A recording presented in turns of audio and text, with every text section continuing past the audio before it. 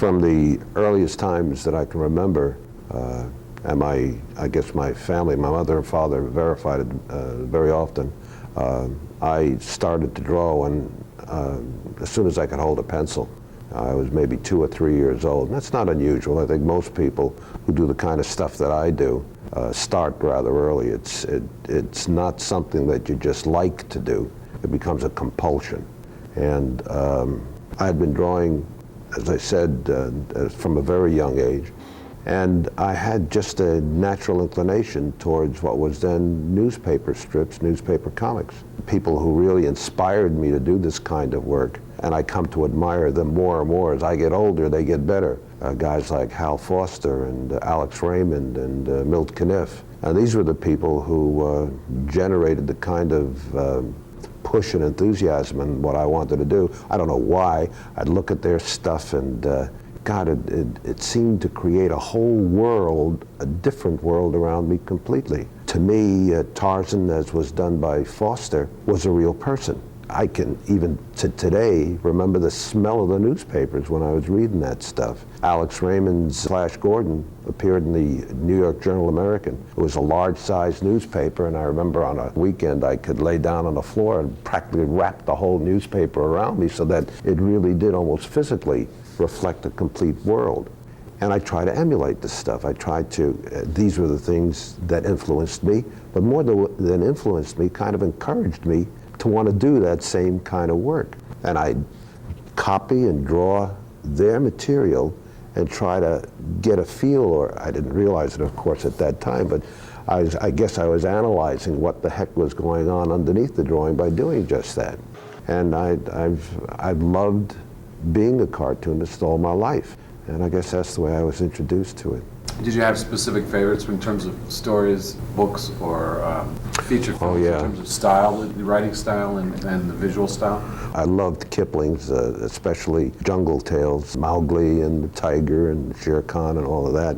I guess the correlation between that and Tarzan was something that I understood pretty early on. It was those kinds of adventure stories that kind of stimulated the imagination to want to draw these pictures. Yeah, I read a heck of a lot when I was in school, in grammar school, going into junior high school and high school. I'd frequent the library, not so much to widen an education, but to see more stuff, to see physically, graphically, those things that perhaps at that age I couldn't get to see firsthand. Looking at Michelangelo's Sistine Chapel and Rembrandt's paintings and a whole slew of stuff were absolutely inspirational. I realized very early on the gap between the kind of stuff that I was doing on the paper and the stuff that I was looking at, but it sure as hell was inspirational. Well, how did you get into the business? Well, I got into the business in a kind of a fortuitous fashion.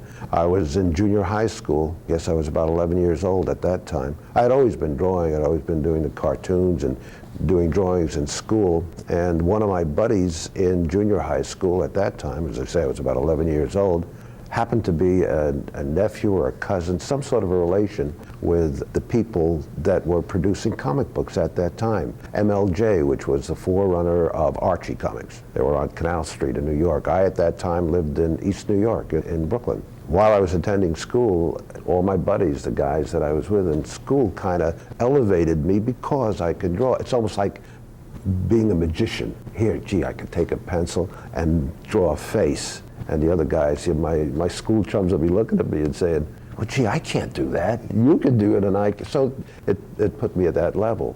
But one of my buddies, as I mentioned before, was a relative to the MLJ group and said, hey, Joe, you do some really nice stuff. Why don't you go up there and maybe do some work? And this was just at the very beginning, just at the very birth of comic books. Superman had just started, I guess, let's see, I was 11 at that time. Got a hunk of newspaper and I put some drawings into it so it shouldn't get messed up, and I took the subway into New York. As I say, I was about 11 years old, and the subways were a nickel at that time, and they were absolutely safe, I guess, else my folks would never have let me get on it. And I went up there and I was greeted so warmly and so nicely by the people who were working up at this place. There was a guy by the name of Harry Shorten who was a sort of an editor and a writer up there. And when I brought the stuff up, and here, as I say, this obnoxious 11-year-old kid comes up with a newspaper full of drawings, and I showed it to him. I was too naive and simple to be scared. I mean, it was just something that I just went ahead and did. And he was kind enough to allow me to get into this bullpen area where there were about 3 or 4 different artists. The first time I had ever seen real live commercial artists, cartoonists, at work, because I didn't know what kind of paper you use or pencil. I had just done sketches in pencil and so on. He said, come on in, kid, take a look around and maybe these guys can give you a couple of clues. And that actually is what occurred. It was at that time I met a guy by the name of Mort Meskin. Charlie Biro happened to be up there, guys who later on became my friends, people I worked with, and so on and so forth. And that was my first introduction into the business. And I fell into it just because I just went ahead and did it. Not of any planning or forethought or any kind of inspirations or ideas that I was going to make a living at it. Never even entered my mind. It was just learning a little bit more and finding out about what this whole thing was about. And every guy that I'd come across from that time on, like Will and other people, helped me. I don't remember one time that anybody in my business ever turned their backs on me. I don't remember any time either when the fact that I may not have been dressed so well or had torn pants or my shoes were falling out or whatever. They were looking at my work and they recognized the fact that I was really dedicated to what it was. I loved what I was doing, and it was evident with the work I showed them and my reaction to what they were telling me. So obviously you got a chance to meet these artists. Did you get a chance to see them more regularly so you get a chance to have someone critique your work? No, I didn't even think they're critiquing my work or checking it over. It didn't even enter my mind. And the only times I saw them was when I went up to the office. That first time that I went up was the beginning of it all for me. Because after that, the editor that let me watch the other artists' work said, well, when you do some more drawings, kid, come on up and show it to me, and they'll look at it again. And that's the way it all occurred. So when did you get your first check for your first piece of work? That I must have been about 12 and a half, because I had been consistently working. It was for an editor by the name of Temerson, and he was Holyoke Publishing at that time. He was in an office the size of about a third of this room, and he was a publisher, kind and crazy enough to purchase a 6-page story from me. Differing from Will, me and I guess a whole slew of other guys who came into the business really very rarely wrote our own stuff. Usually they had a staff of writers, and I guess that actually resulted because there was a lot of work that had to be done. If you have one guy writing and then another guy who's drawing, you get twice as much work done because they're both working at the same time. And the writer has more of an ability to put the stuff down on paper more quickly. The artist perhaps has an affinity more with the graphics and the drawing and get a heck of a lot more work done. So that when I started out, and for a long, long time afterwards, the writing was done by someone else. He handed me a script. Mr. Temerson handed me a script. Here, kid, take this home. You get $5 a page for it. Wow, $5 a page. That was a lot of dough at that time. It was almost more than my father made. So that was kind of the beginning. I was lucky enough to be able to learn on the job. I should have given him $5 a page to print the goddamn stuff. But Now, did working during your school years get in the way of doing schoolwork? That's a very good point. It's a question that very few people ask, and it's one that I don't like to answer, but since all my kids are out of school, I can answer it honestly. Well, what happened was I would go to school perhaps 2 days a week, 3 days a week. The rest of the time I'd be either home working, or I'd take off and use that time instead of going to school to make the rounds at the publishers. The transition from junior high school to high school, I started attending the High School of Music and Art, which was up on 135th Street in Manhattan, and I still lived in Brooklyn. It was about an hour-and-a-half trip. But there was a spread, and there was a lot of people I could see between 135th Street and where I had to go home. And I also came in contact at that time with a kid by the name of Norman Maurer, who eventually became my partner, and we did a heck of a lot of work together. But he and I would meet before the homeroom class.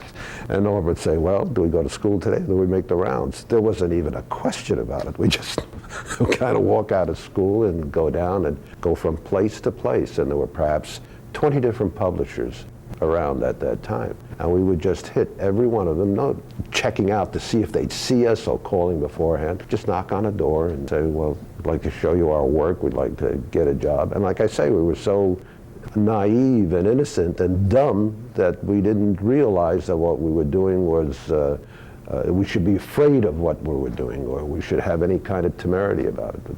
Were there any publishers that were tough to crack, that took a long time to get the first job, and you knew that was your goal and that's what you wanted to do?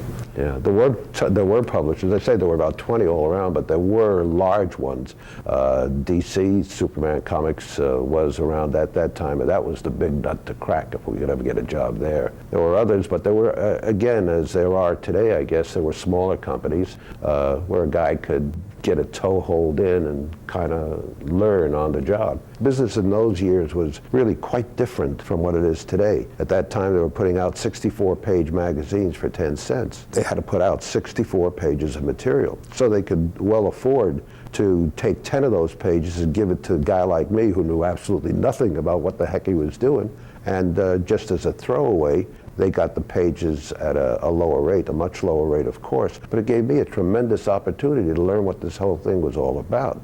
That doesn't exist today. There are perhaps 20 or 22 pages in a magazine. The rest of them carry ads. They can't afford to give any of those pages of the graphics, of the story, of the artwork, to somebody just to test them out. It's got to be the best stuff that they're capable of getting. So who gave you your first job at DC? My earliest jobs were mostly inking on somebody else's work. I was fortunate enough, later on I had met, as I mentioned before, Mort Meskin, the first office I came into. Later on I was inking on the material that he was doing, Vigilante and Johnny Quick and things like that. I also did inking on Jack Kirby's Newsboy Legion. I was lucky enough just to fall into those things. Naive enough not to be scared when I sat down to ink on their work. I wasn't intimidated by it for some strange, weird reason. I recall vividly Mort Meskin's pencils, which were absolutely fantastic. They were paintings in a pencil form.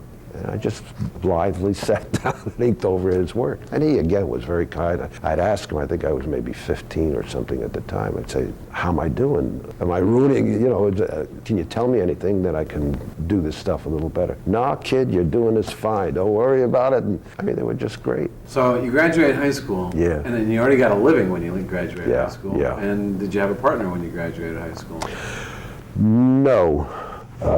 The partnership had started well after high school. And the partnership that I had with Norm, working together with him, Norman Maurer, wasn't anything formal at all. We just fell into that kind of a system. We liked being together, we liked working together, we liked knocking ideas off of one another.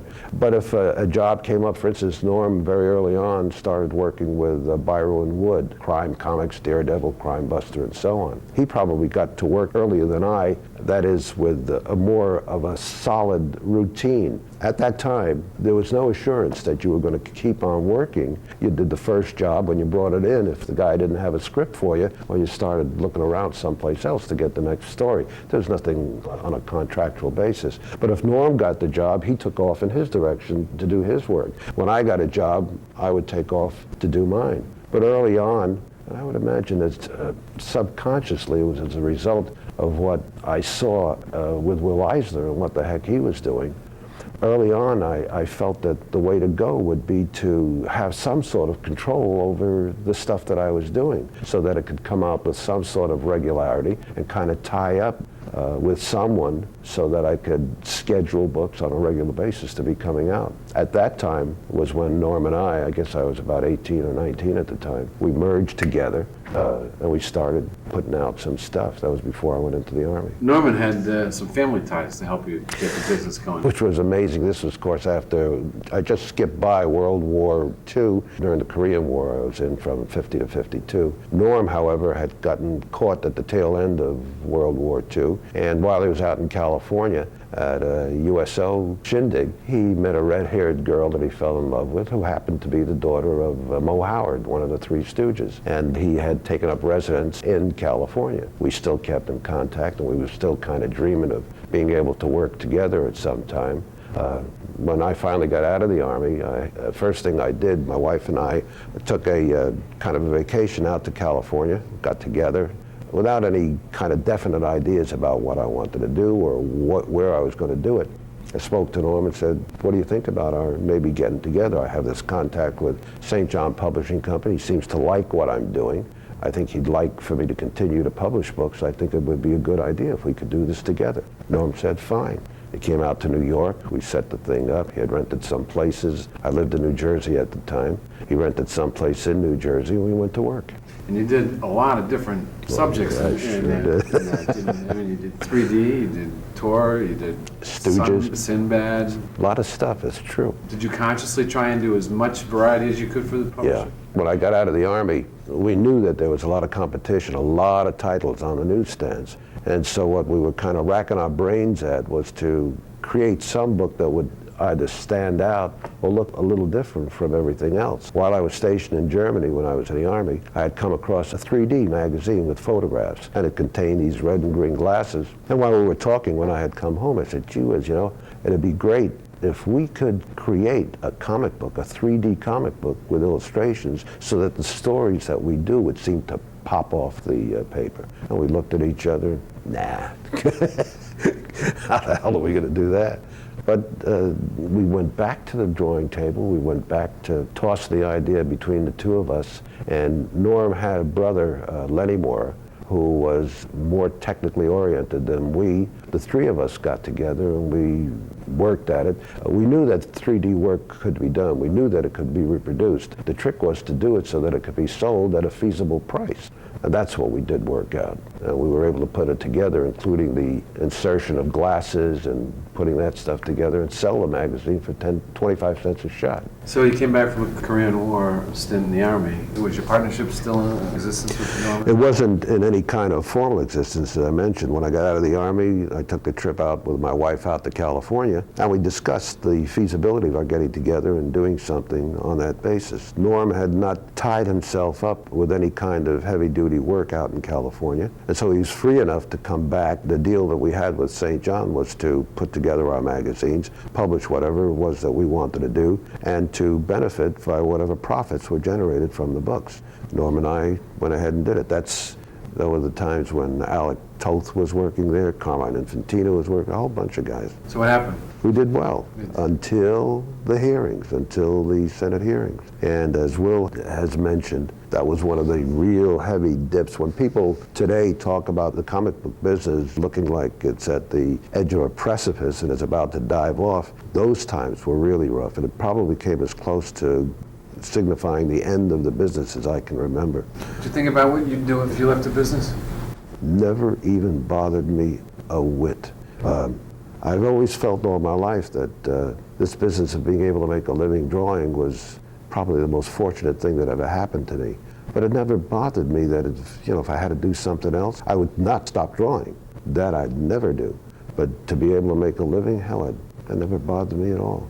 So did you end up going to D.C. after that point? But yeah, after the bottom dropped out of the 3D thing and the comic books market was really suffering, and St. John actually went out of business, so I had to look around and see what my next steps would be. D.C. was the biggest market, of course, at that time, the healthiest too, and I was lucky enough to be able to start working up there. That's when I contacted Bob Kanigher, when I showed him the stuff that I was doing, and that's when I started working full-time up at DC. And we know over there you did a lot of war books, obviously, and you did Hawkman when it was brought back. A whole bunch of stuff. Which you'd done back in the 40s. Yeah. Are there any particular favorites out of any of the stuff that No, you did? not really. My favorite stuff is the stuff that I'm working on.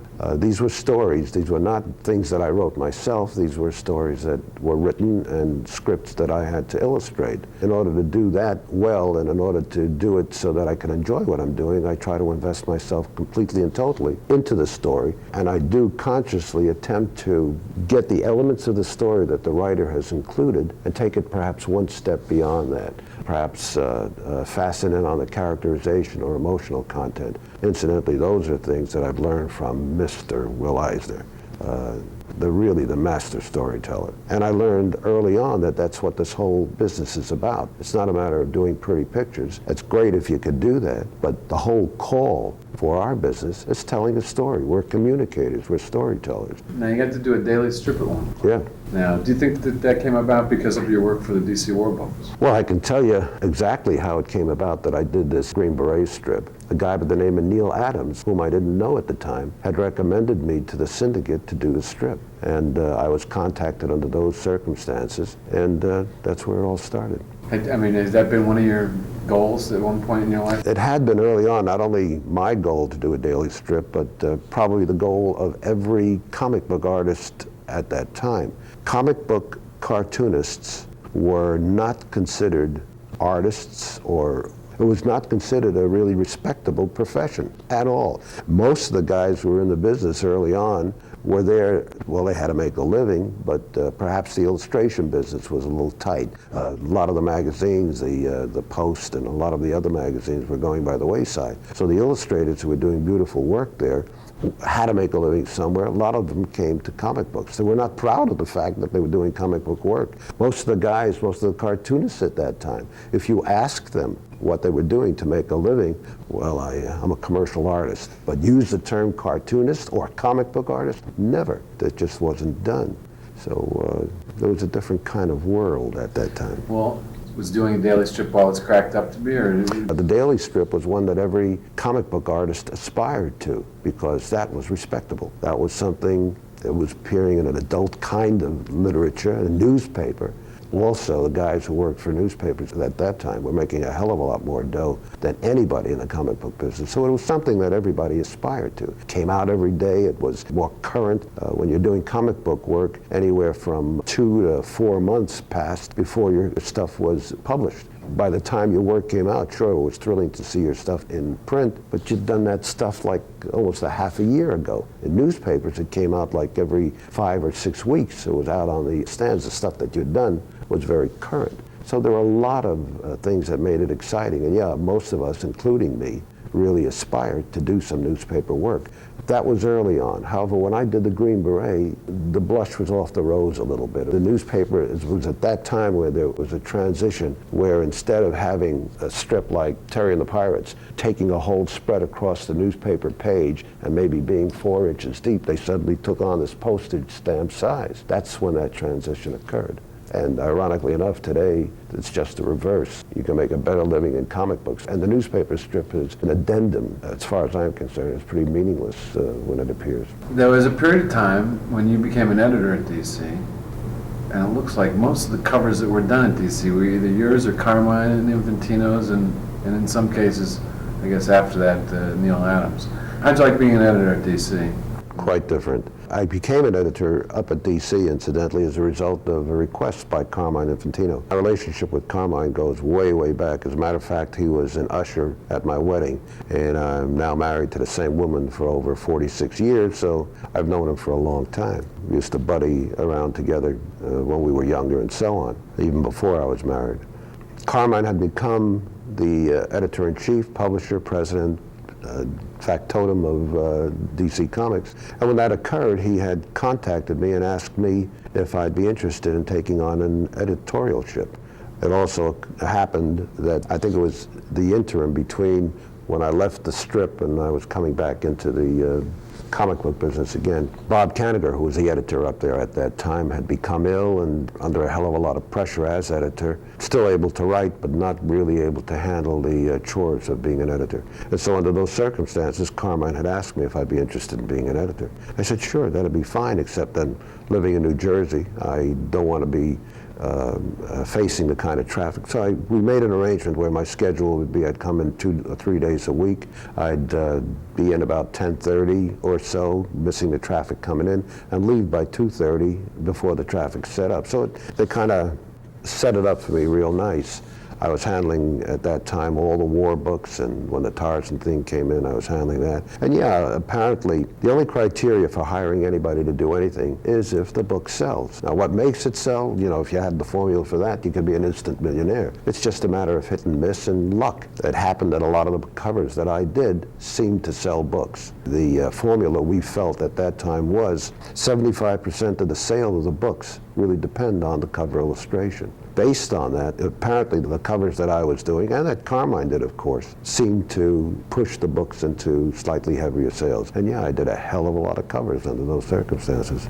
I mean, the biggest thing that I remember was the fact that you decided to open a cartooning school. Yeah, that would happen 21 years ago. I'd always had in the back of my mind, as I had mentioned real earlier, the only way that guys like me, when I started out, could get the kind of information that allowed us to work in the business was as a result of the help and advice from guys already in the business. Ours, this comic book business, is a peculiar edge of the commercial art field. And those peculiarities really demand certain abilities, inputs, and applications of the art form that are very difficult to come by if you try to pick this up yourself. It's almost like recreating the wheel. However, if you can latch on to a guy who's already in the business, he can tell you the kind of brushes to use, the kind of pencils, the sizes, how to apply yourself, what to do when you're focusing on a story, and how to get the damn thing done because you're constantly living under the pressure of a deadline.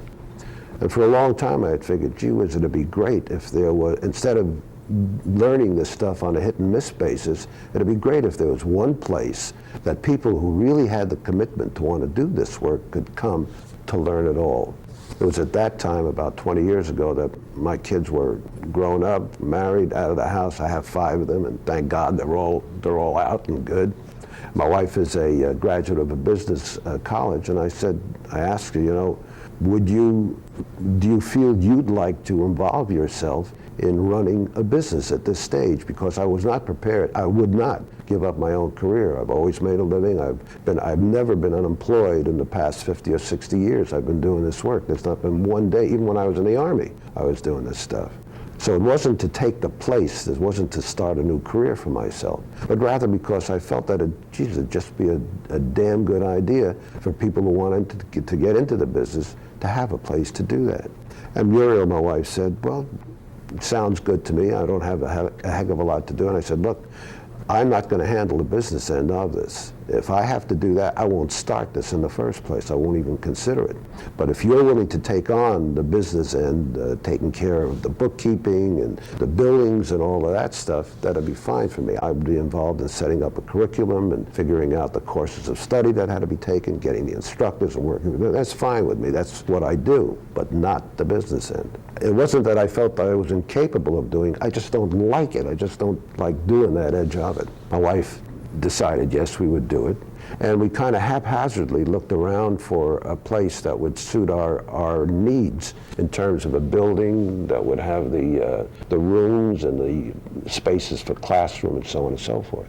And as luck would have it, we lived in Dover, New Jersey, and there was an old mansion that was about 100 years old that came on the market. The family that had lived there, one of the early settlers of the town of Dover, had died out, so to speak. This big 22-room or 23-room mansion came on the market. I was able to make a deal and purchase it, and that was the beginning of the school 21 years ago. Obviously, there are a lot of graduates from that school that are now in the business. Do you feel a great sense of satisfaction about the fact you've contributed back to the business? I don't think of it even as contributing to the business. What it really is gratifying, and I never thought it would be when I started the damn thing, it's gratifying to see the efforts that the guys who came to the school had put out, because it's not an easy school. The schedule that's maintained by people who attend. What I try to do was to start out as a 2-year school, is now 3 years, was to squeeze into those 2 or 3 years all the things that I had learned that took maybe 10 to 15 years. With me, it was a kind of a haphazard catch-as-can kind of a situation. At the school, it's a consistent, pressured schedule all the time for them to get the information that's necessary. The guys that came through the school did so admirably, and none of them had an easy time of it. To see them doing well in the business now is really gratifying. And my greatest pleasure, I got to tell you right off the bat, are my own two boys. That's like, you know, the cherry on top of the whipped cream. I mean, I couldn't tell you how proud I am of them. They came to the school, they asked to come to the school, which surprised the hell out of me. One of my boys, Adam, had already graduated from Rochester Institute of Technology as a medical illustrator. And incredibly enough, he got a job as soon as he had a job before he got out of school. Terrifically talented guy. When he had worked at the job in maybe a couple of weeks, he says, you know, Dad, I don't enjoy this because I'm not drawing. All I'm doing is just rendering different kinds of drawings, photographs and so on and so forth. Would you let me come to your school? My son Andy, at the same time, maybe 2 years younger, had some sort of an interest in it, but really didn't do a heck of a lot of drawing. They both asked if they could attend. And I said, yeah, but you have to understand that I'm going to be tougher on you two guys than anybody else in the place. I'm not going to jeopardize this was 10 years ago. The school had already been in existence for about 10 years. I'm not going to jeopardize what Mom and I have put into this. Took a hell of a lot of hard work because you two guys decided that you want to come to the school. The moment I feel that this is not really what you want to do and you're not putting the effort into it, you're out. That's the end of it. Okay, that was the premise for them attending. And they were in my class. They did their homework because if they lived at home at the time. If they didn't do their homework, it would not have been acceptable to me. So I'm real proud of what they've been able to do. Obviously, the first 10 years of getting the school off the ground and getting it going must have been a lot of work and a lot of energy. So.